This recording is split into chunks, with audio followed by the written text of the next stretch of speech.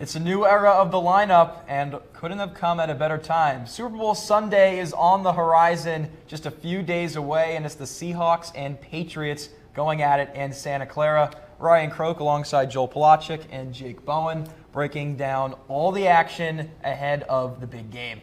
Jake, talk about this Seattle team, a team that not many expected to really be on this stage at this point in the season. How did they get there?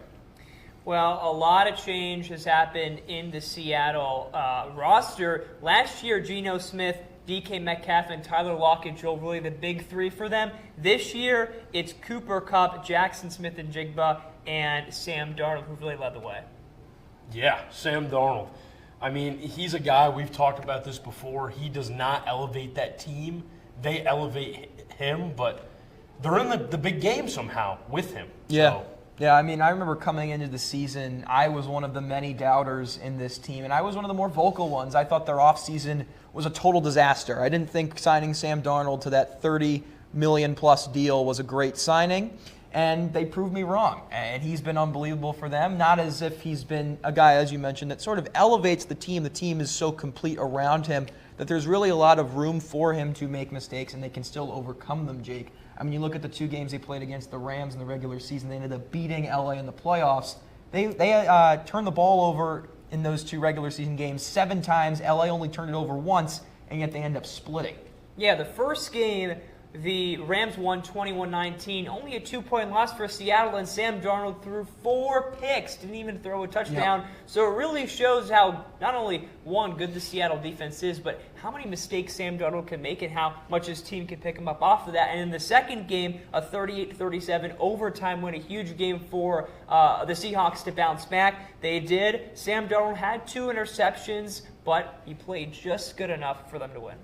Yeah, I mean, a lot of the talk about this Seattle team has been because of that defense. They bring in Mike McDonald ahead of last season, Joel, a guy coming from that Baltimore Ravens system under John Harbaugh. And, you know, it was sort of a foundational year in year one. They go 10-7. They missed the playoffs, but the foundation was there. 14-3 this year. They draft that star safety Nick Emenwari out of South Carolina, and he's been unbelievable. The anchor of that Ravens defense in Baltimore has been Kyle Hamilton, and it seems that Mike McDonald found his Kyle Hamilton in Emenwari, and that defense has just been game-wrecking all season long. Yeah, they've been absolutely incredible. And, Jake, you mentioned the turnovers with Sam Darnold. I want to go back to that series with the Rams. In the first 2 games, 7 turnovers to 1.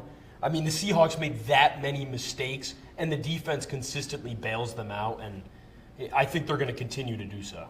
Yeah, in that playoff game, Sam Darnold, he really showed out because in the NFC Championship, a game you have to win, not many mistakes were made by either side, and Sam Darnold, 350 yards, 3 touchdowns, a really quarterback competition with Matthew Stafford in that game, kind of similar stat lines, but Seattle able to pull it out, and they advanced to the Super Bowl. Yeah, and you just look at the Seattle roster, and it's one of the most complete in football. Sam Darnold has been the biggest question mark for them all season long, and so far, he's been much better than anyone could have ever imagined in year one with Mike McDonald on that roster. And Clint Kubiak, your Raiders just hired him as their head coach because of the job he's done as their offensive coordinator.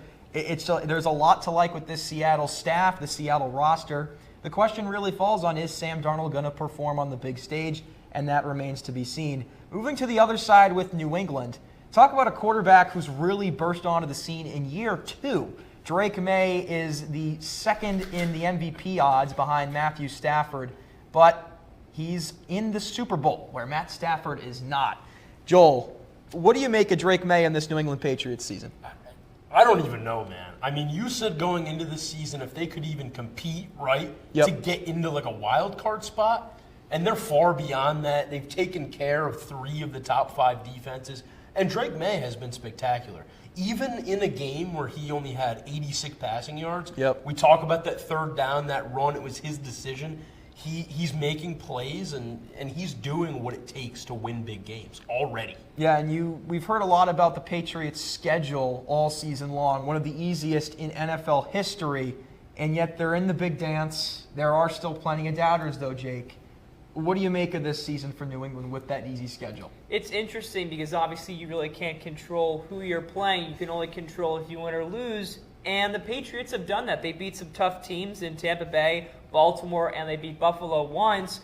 And especially in the playoffs, I know the opponents they played had a couple of dents in their team, but when Drake May is going in and playing elite defense after elite defense after elite defense in the 3 rounds with the Chargers, the Texans, and the Broncos, you really can't make any complaints about this team because they can only control what's in front of them. Yeah, I mean, being a Patriots fan myself, I find it hard to poke a hole in what this team's done this season, but yet there are still plenty of people doing so. 9-0 on the road, the first team to ever do it in NFL history. Their defense has been unbelievable since the start of the playoffs, allowing just 1 touchdown through those first 2 games against Justin Herbert and C.J. Stroud and the Chargers and Texans. And then you allow an early touchdown against Denver, and that's the only score you give up in the entire postseason run up until this point, Joel. The defense not really getting a lot of respect from people outside of the organization, despite some impressive playoff performances, albeit against some questionable quarterback play. Yeah, I mean, the defenses really came together and they look a lot more polished as the years gone on. But I wanted to go back. You were talking about this, Jake, just, they win games and that's what you have to do. And I've seen a lot of people say this could be a one-sided Super Bowl in favor of the Seahawks. But I think no matter what happens, you can't discredit this Patriots team. Not at all. I don't think it's a fluke to make it this far. It's incredibly impressive to see what's happened, and I am very curious to see if it will continue to happen in New England or if this was a fluke for May in the squad. Well, it's hard to win, as you mentioned, Joel, it's hard to win 4 games last season and then win 14 this season, really flipping their record around. So credit to them, although they only play who's on their schedule. It's still hard for any team in the National Football League to win 14 out of their 17 games. Yeah, it's Absolutely. unbelievable. It's the greatest single-season turnaround in NFL history in terms of pure year-over-year difference in the number of wins. And this is a team, Jake, that was playing for the number 1 overall pick. If they lost in Week 18 of last season, they would have had the number 1 overall pick in this past year's draft. They end up winning that game. Buffalo probably let them win that game. And now they ended up dropping to number 4. They took Will Campbell, and now they're in the Super Bowl representing the AFC. It's just a wild single-season turnaround, and what a job by Mike Vrabel and that coaching staff. And one of the more undersung stories of the Patriots season has been that their defensive coordinator, Terrell Williams, has been out with prostate cancer. Recently announced that he was in remission. Defensive play caller Zach Core has been doing a phenomenal job for them and has really dialed up the pressure in the postseason. They lead the NFL in postseason sacks with 12. That's 4 per game through 3 games. No other team has double digits. Yeah, I mean, defense wins championships. That's what they say, Jake. Mm-hmm. I mean, A concerning thing, though, Drake May, 15 sacks taken in the playoffs, which is a little concern for the Patriots, and the Seattle defense is going to be tough on them, especially in the biggest game of the year, so we'll have to see how that plays out. Yeah, a lot of fumbling issues for Drake May, a lot of them in those first 2 wildcard games, but no turnovers whatsoever in Denver, in the snow, in the rough conditions, which, if you ask me, was pretty impressive. And a lot of concerns about him in that game where is the Denver pressure going to get to him? One of the best pass rushes we've seen in recent years in the NFL. But he stood up to the pressure. Didn't throw for too much yards, but he did what they needed him to do. And Joel, you mentioned that 3rd down run on 3rd and 6 to ice the game. And talk about a guy in year 2 who is making a play like that, betting on himself, and it pays off. And now the Patriots are playing for a record 7th Lombardi trophy. If they win it, they would be the number 1 team in the NFL, separating themselves from their current first-place tie with the Steelers. Well, that does it for our Super Bowl preview, breaking down how both teams got there. When we come back, we'll give our hot takes on the game. Don't go anywhere.